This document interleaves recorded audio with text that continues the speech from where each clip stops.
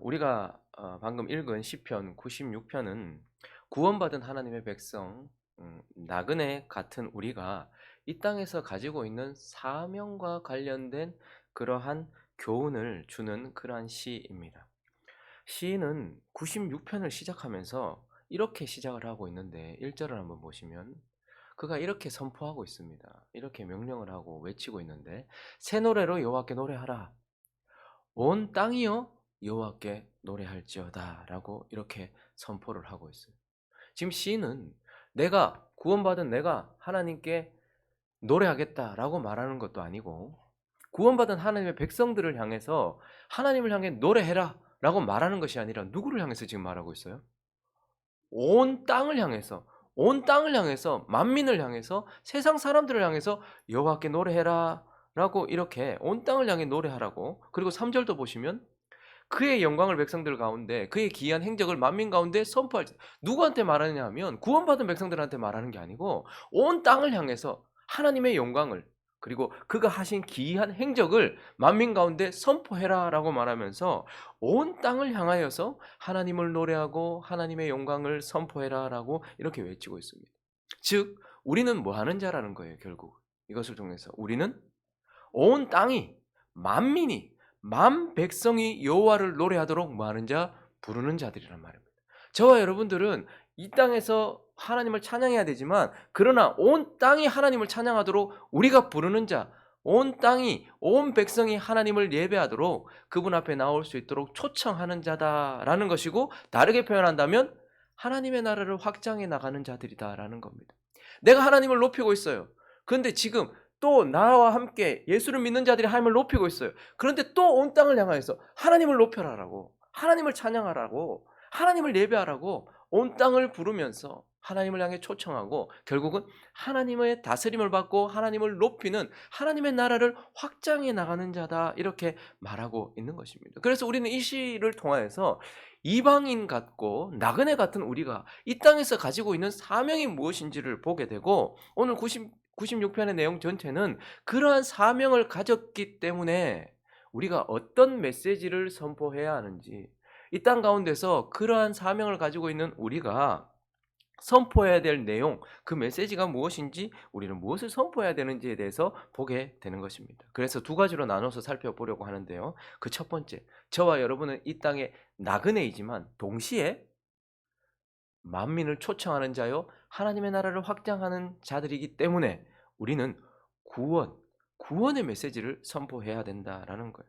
여러분, 시인이 지금 온 땅이여 노래해라 라고 말하면서 만민을 향해서 특별히 뭘 그들에게 선포하라고 말하고 있느냐 하면 2절을 한번 읽어볼까요? 시작. 여호와께 노래하여 그의 이름을 송축하며 그의 구원을 날마다 줘. 지금 누구한테? 만민들한테, 열방한테, 이 세상 사람들을 향해서 너는 날마다 그의 구원을 선포해라, 이렇게 말하고 있어요. 그 말은 온 땅이 그의 구원을 선포할 수 있도록 먼저 우리가 뭐 해야 되는 거예요? 그들에게 구원의 메시지를 전해야 되는 거예요. 그들에게 너희는 하나님의 구원, 그의 구원을 날마다 전파해야 된다라고 말한다면 그들이 그 구원을 전파할 수 있도록 우리는 그들에게 구원의 메시지를 주어야 된다라고 이렇게 가르쳐 주고 있는 것입니다. 그래서 이 땅의 이방인과 같은 나그네와 같은 자들은 많은 메시지가 있을 거예요. 행복하게 사는 방법, 돈을 버는 길, 건강을 찾는 길, 회복하는 길, 치료되는 길, 마음이 평안한 길, 뭐 이런 여러 가지 것들이 있겠지만 이 땅에 있는 저와 여러분들이 전해야 될 가장 중요한 메시지, 우리만 할 수 있는 메시지가 무엇이냐면 이 땅에 있는 자들에게 구원의 길을 전해주는 것이라는 말입니다. 그래서 열왕기하 5장에 보시면 이방인과 같은 나그네와 같은 이름도 나오지 않는 소녀가 어떻게 하는지 한번 보십시오. 아람 왕의 군대 장관 나아만은 그의 주인 앞에서, 그 당시 아람은 최강대국이었습니다. 그리고 그 강대국에 그렇게 많은 나라, 그렇게 많은 땅을 차지할 수 있도록 하던 중심에 누가 있었냐 하면 군대 장관 나아만, 그러니까 대장이 있었단 말입니다. 근데 그의 주인 앞에서 크고 존귀한 자다. 그래서 아람 왕도 그를 높였던 자라요. 이는 여호와께서 전에 그에게 아람을 구원하게 하셨습니다. 그는 큰 용사이나 나병 환자였다. 세상에 있는 모든 사람들이 대부분 이렇지 않겠습니까? 겉으로 보기에는 화려하고 멋진데 그런데 속으로는 썩어 죽어가고 있는, 하늘이 닫힌 채 죽어가고 있는. 그런데요, 전에 아람 사람이 떼를 지어 나가서 이스라엘도 먹혔단 말이에요. 근데 어린 소녀 하나를 사로잡았어요. 포로로 잡아왔어요. 그러니까 아마 뭐 부모는 뭐 전쟁 통해서 죽었겠죠. 고아 같았겠죠. 어린 소녀 하나를 사로잡았어요. 그가 나만의 아내에게 수종 들었단 말이에요. 그러니까 그냥 몸종으로 그냥 수종 들고 있었는데 그 아이가 뭐라고 얘기하는지 한번 읽어볼까요? 시작. 그의 여주인에게 이르되 우리 주인이 사마리아에 계신 선지자 앞에 계셨으면 좋겠나이다. 그가 그 나병을 고치리이다. 뭐 하는 거예요 지금? 엘리사한테 갔으면 좋겠다라는 거예요. 구원의 길을 얘기하고 있는 거예요 지금. 그는 아무리 화려하고 아무리 그의 나라의 왕이 그를 존귀하게 여긴다 할지라도 곧 나병 때문에 죽을 사람 아닙니까? 그 갑옷을 벗고 나면 썩어 문드러져 가고 있는 그 병을 고치지 못해서 결국은 하늘이 닫힌 채 죽어갈 자예요. 그런데 그 소녀가 가가지고 당신에게 구원의 길이 있다. 사마리아에 있는 하나님의 사람에게 가면 당신 살 수 있다. 지금 그 구원의 길을 얘기하고 있는 거예요. 그 구원의 길을 듣고 난 이후에 나만이 움직입니다. 그리고 나만이 자기 혼자 움직일 수 있습니까? 아람 왕이 움직여요. 그래서 그가 결국 구원의 메시지를 듣게 되는 것이죠. 그래서 우리는 이 구약성경에 나오는 이 어린 소녀처럼 이 땅엔 나그네요, 이방인이에요. 그렇지만 우리가 전할 수 있는 유일한 것, 그리고 가장 귀한 것, 그것은 바로 구원의 길이요. 어떻게 하면 구원을 받을 수 있는가에 대한 길이죠. 그래서 바울도 계속해서 이것을 전했습니다. 사도행전 16장 31절을 보시면 그는 가는 곳마다 얻어 터져서 몸이 찢어지고 정신을 차릴 수 없을 정도로 고통스러운 가운데서도 사람들에게 뭘 전했습니까? 이르되 주 예수를 믿으라. 그리하면 너와 네 집이 뭐하리라? 구원을 받으리라. 구원의 길을 그 가운데서 바울과 실라가 죽도록 맞고 옥에 갇혔는데 정신을 차렸을 때 하나님을 예배했고 그때에 옥문이 열리고 묶였던 것이 다 풀리고 땅이 움직이고 근데 그 가운데서 그가 전했던 것은 기적적인 어떤 그런 것이 아니었어요. 너와 내 집이 구원을 받을 거야. 그래서 17장 18절을 가보시면 어떤 에피쿠로스와 스토아 철학자도 바울과 쟁론할세 어떤 사람은 이르되 이 말쟁이가 무슨 말을 하고자 하느냐 하고 어떤 사람은 이르되 이방 신들을 전하는 사람인가 보다 하니 이는 뭘 전했어요? 예수와 부활을 전했다. 구원을 전했단 말입니다. 바울은. 많은 간증거리도 있었고 많은 지식도 있었어요. 그러나 바울은 가는 곳마다 이 어린 소녀처럼 너희가 살 수 있는 길이 있다. 구원의 길이 있다. 그 길은 바로 예수요. 그리고 부활하신 예수다. 그의 십자가와 부활이 그것을 믿는 믿음이 우리를 구원한다라고 말하면서 구원의 길을 전했다라는 것을 보게 됩니다. 그래서 이방인 같고 나그네 같은 저와 여러분이 이 땅 가운데서 가지고 있는 그 사명 때문에 우리가 전해야 될 메시지는 바로 구원의 메시지. 많은 사람들이 자꾸 이상한 걸로 얘기해요. 예수가 주는 축복? 이 땅에서 어떻게 사는가? 그건 우리가 아니라도 전할 사람들이 많이 있습니다. 육체의 건강, 웰빙, 웰다이 이거 다 전할 사람들이 있습니다. 그러나 구원의 길은 저와 여러분에게밖에 없다라는 거예요. 그러므로 저와 여러분이 전해야 될 메시지는 구원의 메시지다라는 거예요. 그리고 오늘 이 시를 통해서 우리가 가지고 있는 사명 때문에 또한 우리가 전해야 될 메시지 두 번째는 바로 회개에 대한 메시지예요. 회개에 대한 메시지라는 거예요. 시인은 또 온 땅을 향해서 이렇게 외치고 있는데 7절을 계속해서 볼까요? 만국의 족속들아 영광과 권능을 여호와께 돌릴지어다. 여호와께 돌릴지어다라고 지금 만민을 향하여서 예수 믿는 사람 말고 온 땅을 향하여서 세상을 향하여서 만국의 족속들아 모든 사람들아 영광과 권능을 누구한테 돌리라고요? 여호와께 돌리라는 거예요. 여호와께 돌려라 이렇게 말하고 있어요. 영광을 여호와께 돌려야 된다. 이어지는 8절은 여호와의 이름에 합당한 영광을 그에게 돌리라. 예물을 들고 그의 궁정에 들어가라. 너의 가장 소중한 것을 너의 모든 희생을 하나님께 드려야 된다. 이렇게 이야기를 하고 있고 또 9절은요.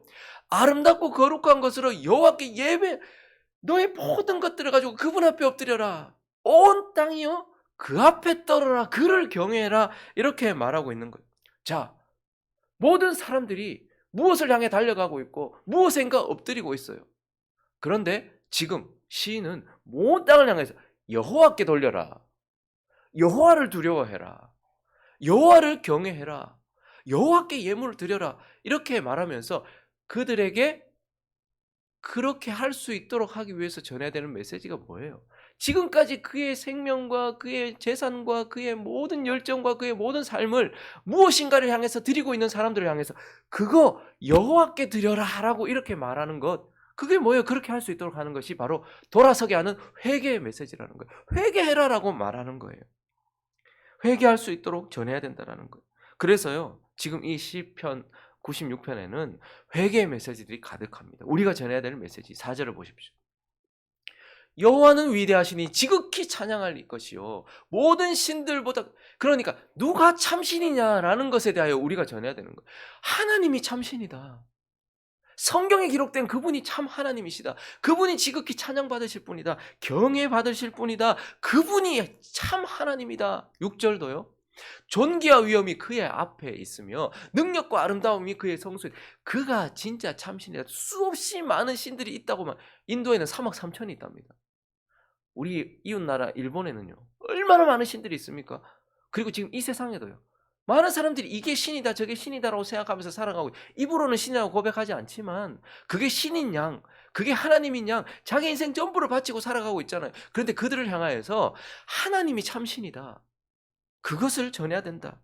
그리고 5절을 보시면 만국의 모든 신들은 우상들이지만 여호와께서는 하늘을 지으셨다. 그래서 너희가 지금 추구하고 있는 거 그거 우상이다라는 거. 결국은 따라가면 너희를 태워버릴 우상이고, 결국은 너희 끝에서 아무것도 주지 않을 우상이다. 그렇게 너희를 열심히 달리게 하는 불이긴 하지만 그러나 그분은 너를 살려버릴 것이다. 여러분, 모세를 한번 보십시오. 하나님께서 모세를 부르셨을 때에 80이었어요. 그런데요, 모세를 부르셨을 때 어디에서 부르셨죠? 시내산 떨기나무에서 불렀어요. 모세가 제일 먼저 봤던 게 뭐냐면 가시나무가, 떨기나무가, 별것 아닌 나무가 활활 타오르고 있는 거예요. 그러면 그 나무가 타고 없어져야 되는데 떨기나무가 타지 않고 그대로 있으면서 활활 불붙어 있는 모습을 보게 되는 거예요. 이건 사실 모세의 모습을 예표하는 것이기도 하고 하나님께 붙들림 받은 하나님의 사람들, 예배자들을 예표하는 것이기도 해요. 모든 사람들이 사실은 다 불이 붙어 있습니다. 그런데요, 하나님께 구원을 받아서 하나님을 예배하는 자는 떨기나무가 타지 않는 큰 광경처럼 우리가 그대로 유지되면서 하나님을 예배할 수 있어요. 그러나 다른 우상을 섬기는 사람은요, 활활 타오르지만 어떻게 될까요? 나중에 사라져버려요. 타버리고 없어진단 말입니다. 어제 뉴스를 들으면서 너무 허무하더라고요. 물론 잘못했죠. 그렇죠? 그런데 그걸 견디지 못하고 최고 정점 찍은 사람 아닙니까? 그 영화 기생충이라는 영화가 전 세계에서 각광을 받고 거기에 출연했던 모든 사람들이 최고의 배우로, 와, 그랬던 한 인생이 어느 순간 그냥 사라져 버렸어요. 우상을 섬기는 자들은 결국은 그렇게 돼 버리는 거예요. 그래서 뭘 얘기하는 거예요? 하나님만이 참신이다. 우리가 그와 함께 영원히 활활 타오를 수 있고, 우상을 섬기면 결국은 다 끝나버린다라는 거예요. 그리고 또한 13절을 보시면 마지막 절에 이렇게 얘기하죠. 그가 임하시되 땅을 심판하러 임하실 것이라. 그가 의로 세계를 심판하시며 그의 진실하심으로 백성을 심판하시리로다. 회개를 전하기 위해서 누가 참신이냐, 그리고 네가 지금 추구하고 있는 거 그거 다 우상이다, 그리고 그것 따라가다가는 결국 심판받는다, 이 메시지를 우리가 전해야 된다라는 말이에요. 우리가 전해야 된다. 그래서 바울은 가는 곳마다 그러했습니다. 다시 사도행전 17장을 가보시면 바울이 아덴이라는 곳에, 아테네, 그 지식과 막 철학이 막 융성하던 그 도시에 그가 떨려가듯 들어가게 됐어요. 그 도시에 딱 서보니까, 그래서 지금 형제들을 기다리다가 어떻게 하다 보니 핍박을 피하고 하다 보니 아테네에 딱 들어갔는데, 기다리다가 보니까 그 성에 우상이 가득한 걸 봤어요. 전부 우상인 거예요. 하나님 아닌 것을 신이라고 하면서 그걸 막 섬기고 있는 것을 보면 마음에 격분했어요. 그래서 회당에서는 유대인과 경건한 사람과 또 장터에서 날마다 만나는 사람들과 변론을 했어요. 뭐에 대해서?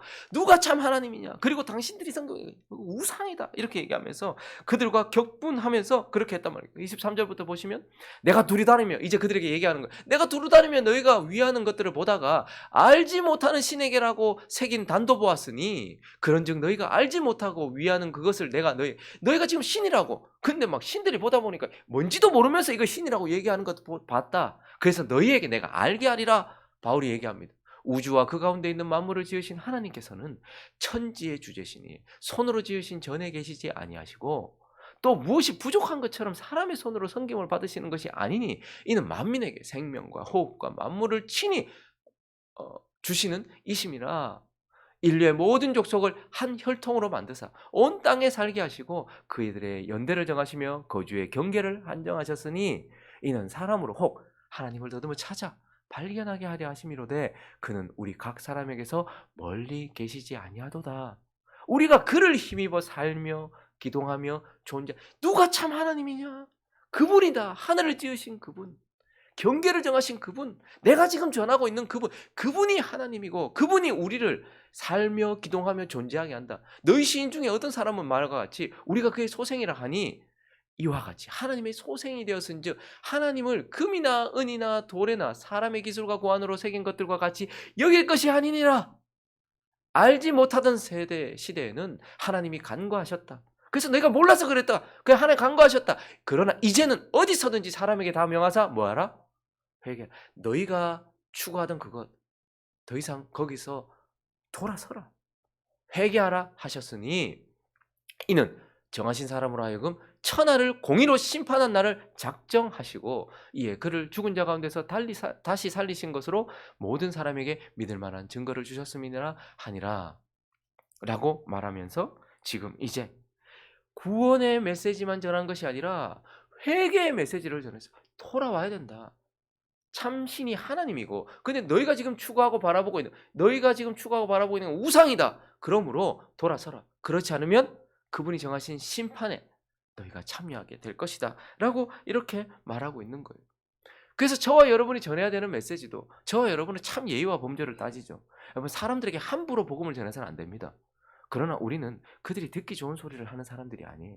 아 이런 얘기 했다가 저 사람하고 관계가 깨지면 어떡하지? 아 이랬다가 이거 같이 이거 저 사람 다시 못 보면 어떡하지? 그런데요. 하나님은 우리에게 이 메시지를 불손한 태도로 교만한 태도로 말하는 것이 아니라 그 마음속에 여러분 아테네에 딱 들어가니까 우상이 가득한 것을 봤어요. 우리가 어떤 사람을 대할 때 그 사람, 그 땅에 얼마나 많은 우상들이 있습니까? 보니까 저 사람은 돈이 신이고 저 사람은 쾌락이 신이고 저 사람은 자기 자신이 신이고 저 사람은 돈이 신이고 저 사람은 명예가 신이고 그 우상들이 가득한 것을 봐요. 그래서 그 사람은 계속 그것을 향해 쫓아가고 있어요. 근데 그들을 향해서 우리가 아이고 잘하고 있습니다. 그래야 되겠습니까? 참 하나님이 누구신지를 얘기해야 돼요. 그리고 지금 네가 추구하는 거 따라가다가는 결국 활활 타버리고 없어진다. 그러므로 돌아서야 된다. 하나님께 나와야 된다. 라고 회개의 메시지를 전해야 된다는 것. 그러므로 저와 여러분이 이 땅에 나그네처럼 이방인처럼 이 땅에 있는 동안 저와 여러분은 많은 좋은 메시지들이 있지만 돈 버는 길, 건강한 길, 행복한 길, 마음의 평안이 얻는 길 이런 것들이 있지만 저와 여러분이 전해야 되는 메시지는 저와 여러분만 전할 수 있는 메시지는 바로 구원의 길이라는 거예요. 그리고요. 우리는 그들이 듣고 싶은 말이 아니라 주님이 우리 입을 통해서 듣고 싶어하는 회개의 메시지를 전해야 된다는 거예요. 그래서 하나님이 저와 여러분을 세상에 뭐다? 세상에 뭐다? 빛이다 말하는 거예요. 반짝이는 것이 많습니다. 많은 지식의 빛이 있어요. 많은 좋은 것이. 그러나 하나님이 구원을 전하는 저와 여러분, 예수를 전하는 저와 여러분을 향해서 너희가 빛이다 이렇게 얘기합니다. 그리고요.